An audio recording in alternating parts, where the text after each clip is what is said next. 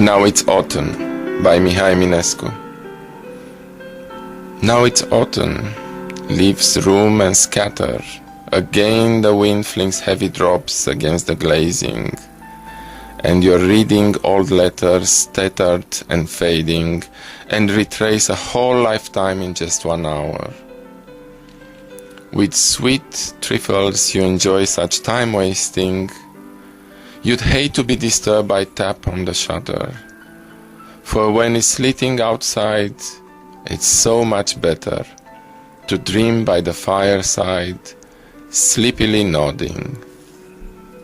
So I stay in my chair, staring into the fire, dreaming of old tales and the fairy queen sighs.